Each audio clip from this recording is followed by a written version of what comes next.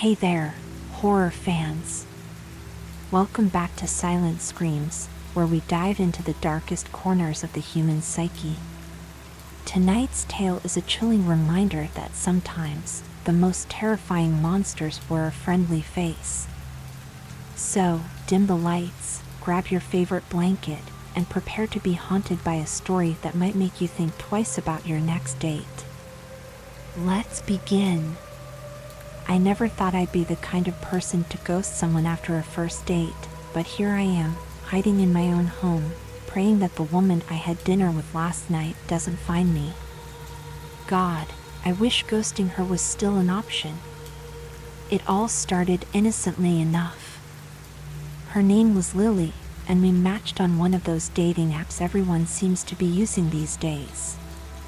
Her profile was cute, all smiles and witty one-liners about her love for true crime podcasts and vintage horror movies. We hit it off immediately, bonding over our shared fascination with the macabre.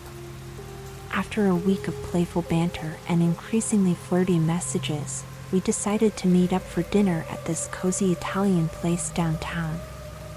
I remember feeling nervous as I waited for her outside the restaurant, fumbling with the collar of my shirt and checking my breath for the 100th time. When Lily rounded the corner, my heart skipped a beat. She was even more beautiful in person, long, dark hair framing a pale face with piercing green eyes that seemed to look right through me. She wore a crimson dress that hugged her curves, and I couldn't help but stare. "You must be Jake," she said, her voice a melodic purr that sent shivers down my spine. "I hope you don't mind, but I've been watching you for a few minutes. I like to observe people when they don't know they're being watched. You can learn so much." I laughed nervously, chalking it up to her quirky sense of humor. "Well, I hope I passed the test," I replied, holding the door open for her. Dinner was intense. Lily was charming, wickedly intelligent, and had a way of making me feel like I was the only person in the world. But there was something off about her, something I couldn't quite put my finger on.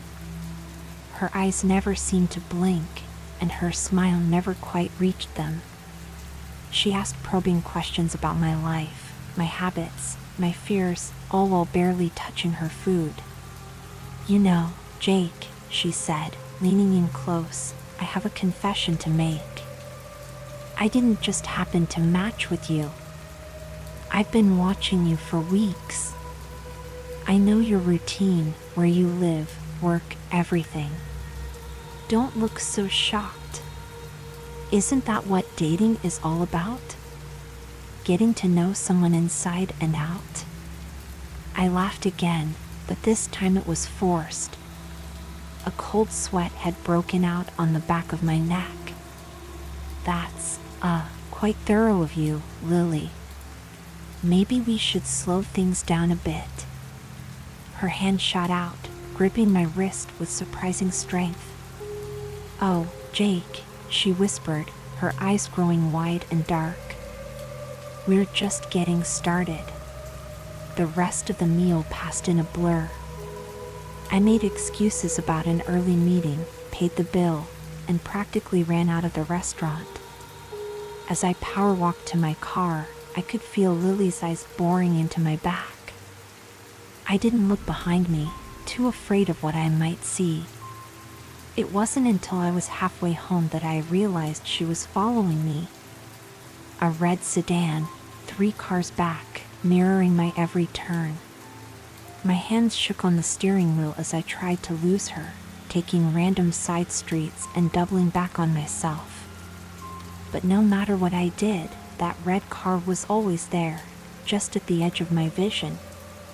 I finally made it home, fumbling with my keys as I rushed inside. I slammed the door shut, locked it, and sank to the floor, my heart pounding in my chest. Through the peephole, I watched as the red sedan cruised slowly past my house, Lily's pale face visible in the driver's seat. That was 3 hours ago. I'd been huddled in my living room ever since, jumping at every sound. The street outside is quiet, too quiet. It's like the whole world is holding its breath, waiting for something to happen. A soft knock at the door makes me nearly jump out of my skin. "Jake?" Lily's voice calls out, sickly sweet. "I know you're in there. Don't you want to finish our date? We were having such a lovely time." I press my hands over my mouth, trying to muffle my panicked breathing. Maybe if I stay quiet, she'll go away. "You can't hide from me, Jake," she continues, her voice taking on a sing-song quality that sends chills down my spine. "I told you, I know everything about you. I know you're afraid of the dark, that you sleep with a nightlight. I know about the scar on your left hip from when you fell out of a tree as a kid. I even know about that thing you did in college that you've never told anyone about. You can't keep secrets from me." My blood runs cold. How could she possibly know all that? I've never told anyone about the incident in college, not a soul. It's impossible. The knocking stops, and for a moment, I dare to hope that she's given up. But then I hear a faint scratching sound, like nails dragging across wood. It's coming from the back of the house. Panic propels me into action. I scramble to my feet, rushing to check the back door. It's locked, but the scratching is getting louder, more insistent. I peer through the blinds, and my heart nearly stops. Lily is there, her face pressed against the glass, those green eyes wild and hungry. But it's not just Lily anymore. Her skin has taken on a ghostly pallor, almost translucent in the moonlight. And her mouth, oh God, her mouth is stretched impossibly wide, filled with rows of razor-sharp teeth. "Let me in, Jake," she hisses, her voice distorted and inhuman. "Don't you want to get to know me better? I promise, I'll make it an unforgettable experience." I stumble backward, tripping over my own feet in my haste to get away. This can't be happening. It has to be a nightmare, some twisted dream brought on by too much wine at dinner. But the pain as I hit the floor tells me this is all too real. The scratching turns to pounding, the whole house seeming to shake with the force of it. I can hear windows rattling, doors straining against their hinges. It's like the entire building is under siege. "You can't keep me out forever, Jake," Lily's voice echoes from every direction at once. "I'll find a way in. I always do." I curl into a ball, hands clasped over my ears, trying to block out the sounds. But her voice slithers into my mind, inescapable. "Do you want to know a secret, Jake? This isn't the first time we've done this dance. You never remember, but I do. Every time, every life, I find you. And every time, you run. But it always ends the same way. It always ends with us together." Images flash through my mind, snapshots of other lives, other times. Me in different clothes, different eras, always running. Always afraid. And always, always, Lily pursuing me with that terrible, hungry smile. What are you?" I manage to choke out, my voice barely above a whisper. A low, rumbling laugh shakes the house. "Oh, Jake. I'm your destiny. Your beginning and your end. I'm the shadow that's been following you since before you were born. And now, it's time for us to be reunited." The pounding stops abruptly, leaving an eerie silence in its wake. For a moment, I dare to hope that it's over, that whatever madness this is has passed. But then I feel it, a presence in the room with me, a cold breath on the back of my neck. Slowly, terrified of what I'll see, I turn around. Lily is there, standing in the middle of my living room as if she's always been there. But she's different. Her skin ripples and shifts, unable to settle on a single form. One moment she's the beautiful woman from dinner, the next a monstrous creature of shadows and teeth.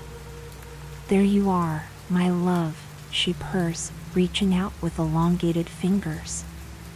"I've been waiting so long for this moment. Are you ready to remember? Ready to embrace what we truly are?"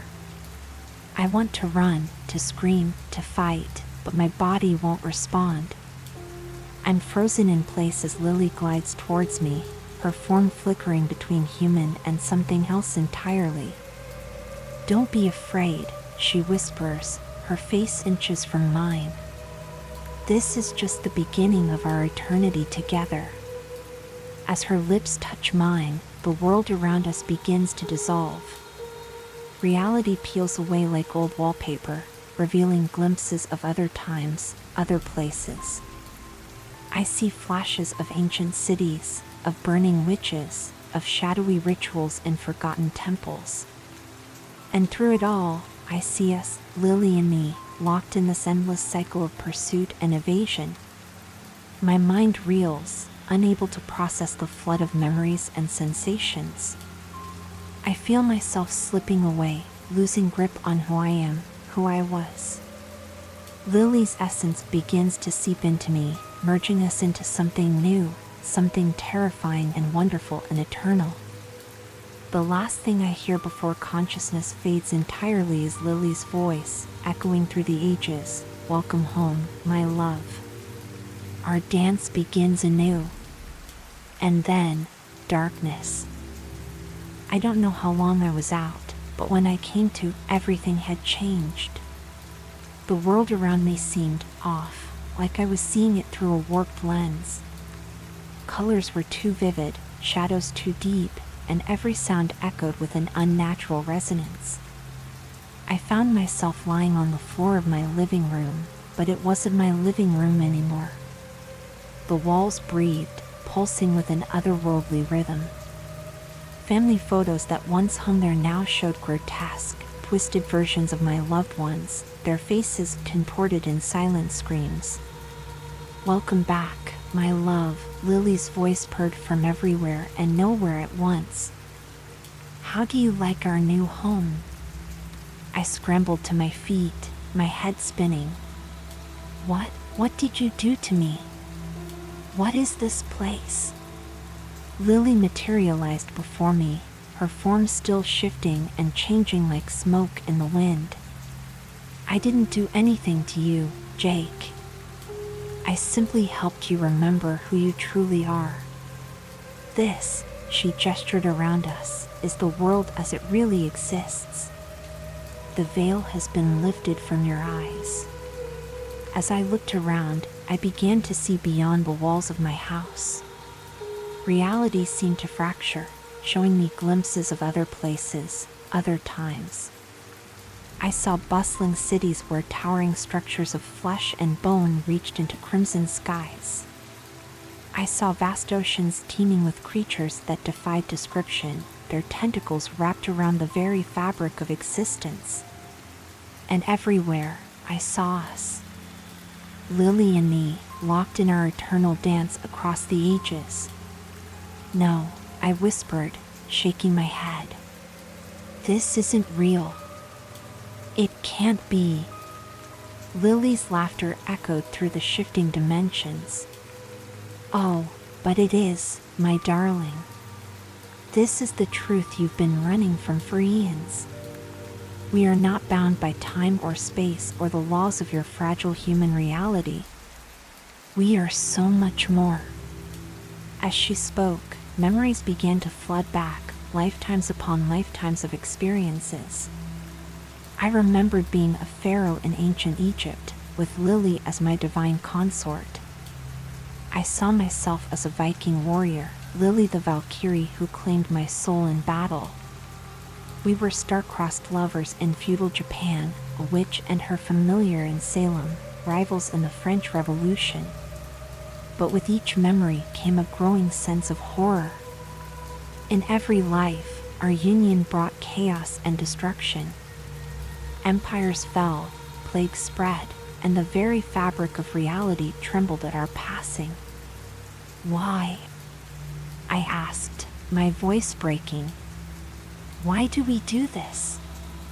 Lily's form solidified, becoming the beautiful woman from our date once more. She cupped my face in her hands, her touch sending electric shivers through my body. Because it's who we are, my love. We are agents of change, catalysts of transformation. Through us, the old world crumbles so the new can be born. I wanted to pull away, to deny the truth of her words, but I couldn't. Every fiber of my being resonated with the power she offered.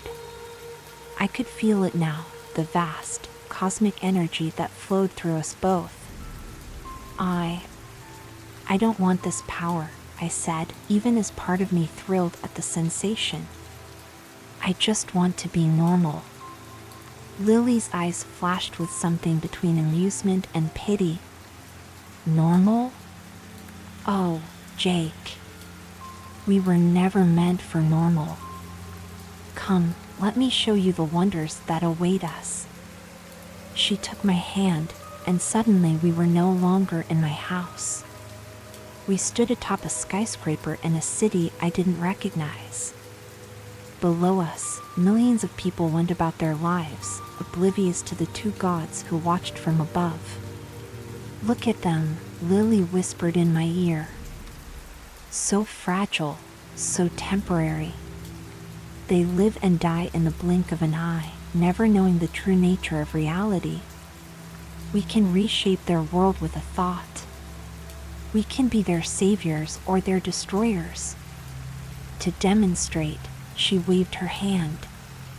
In an instant, the sky turned blood red, and creatures of nightmare descended upon the city. People screamed and ran as eldritch horrors stalked the streets. Stop it! I shouted, grabbing her arm. You're hurting them. Lily laughed, a sound like breaking glass. Hurting them? I'm freeing them. Look closer. As I watched, I saw that the people touched by the monsters weren't dying. They were changing. Their bodies twisted and reformed, taking on aspects of the creatures that attacked them. And in their eyes, I saw a terrible enlightenment. This is what we do, Lily explained. We bring truth to a world drowning in lies. We awaken those who are ready to see.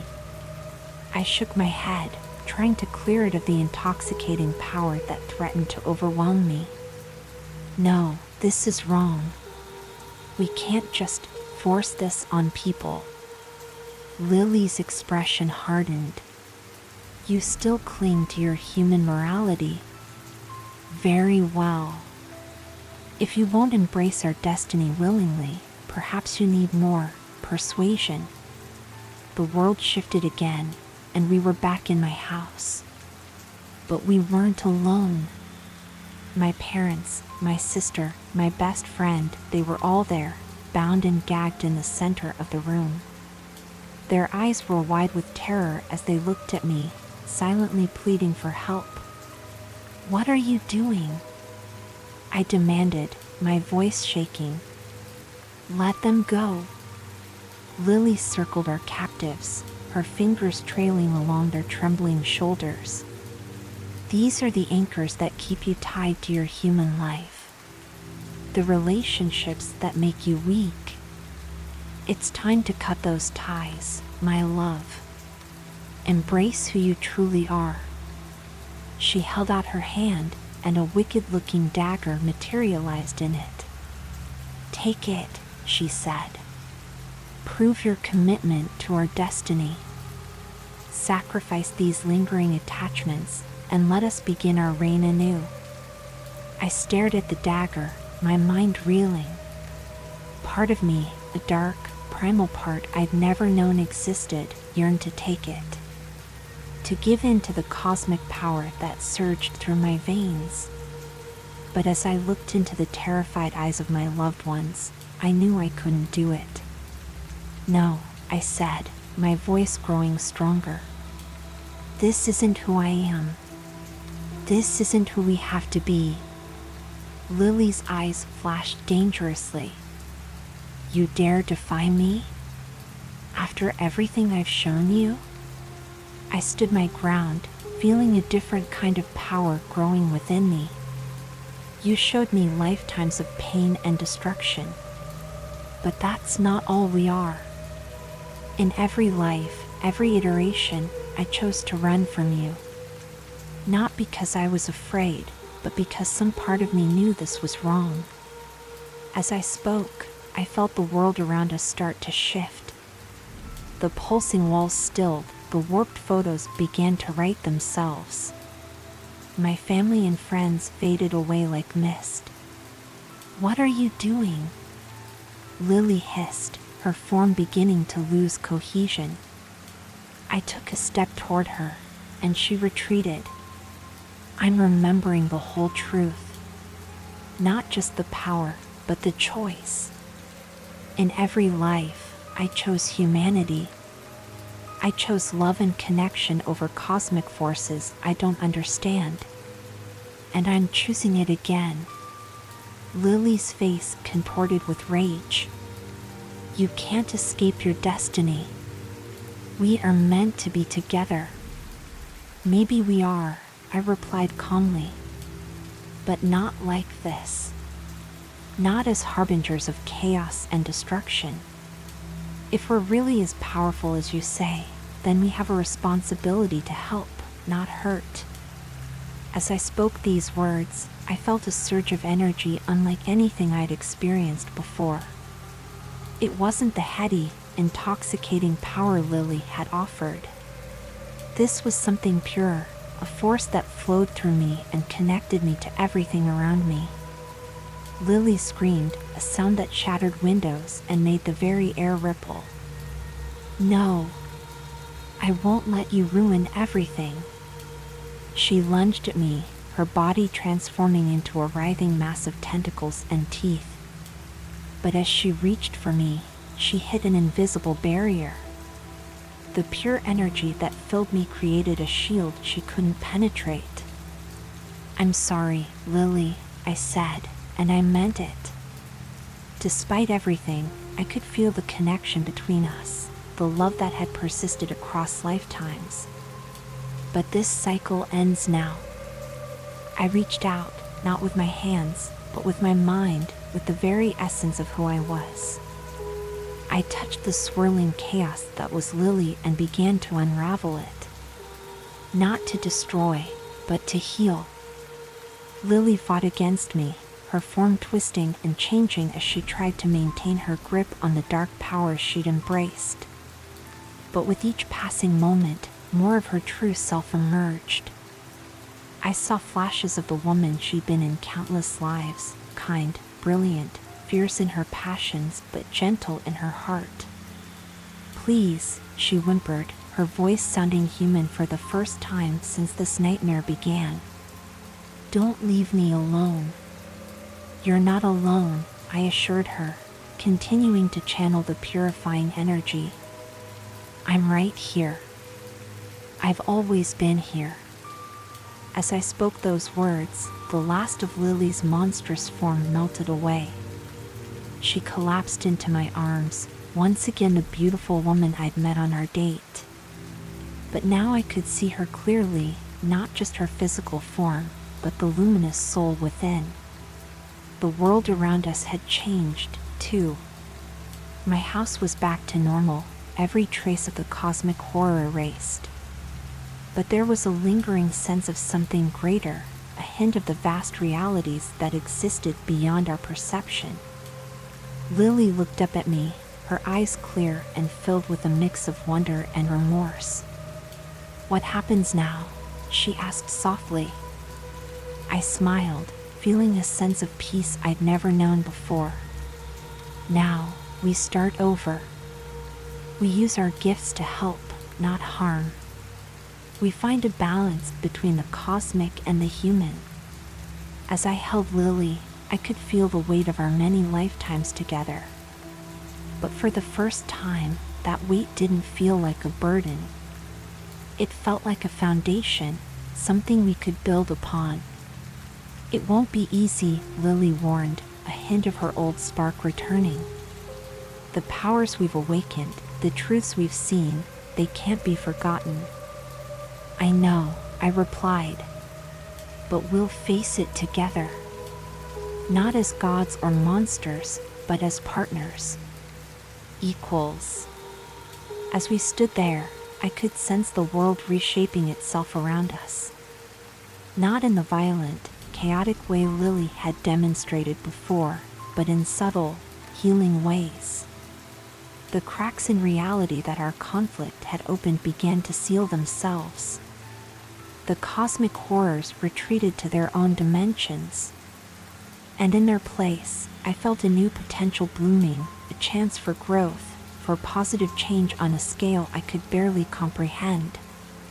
Lily and I had been running from each other for lifetimes. Now, finally, we had the chance to run towards something greater. Together, we could be a force for good in a universe that desperately needed it. As the first light of dawn began to filter through my windows, I knew that this was both an ending and a beginning. The cycle of pursuit and evasion was over, but a new journey was just starting. And for the first time in countless lifetimes, I was excited to see where it would lead us. Ready? I asked Lily, taking her hand. She squeezed my fingers, her smile a mixture of trepidation and hope. Ready. And together, we stepped into the new day, leaving behind the horrors of the night and embracing the infinite possibilities that lay ahead. Our dance would continue, but now it would be one of creation, not destruction. Of love, not fear. Of hope, not despair. The story of Lily and Jake, the cosmic lovers who chose humanity, was far from over. But at last, it was on the right path. And as we walked out into the world, hand in hand, I knew that whatever challenges lay ahead, we would face them together, not as gods, not as monsters, but as something beautifully, terrifyingly human.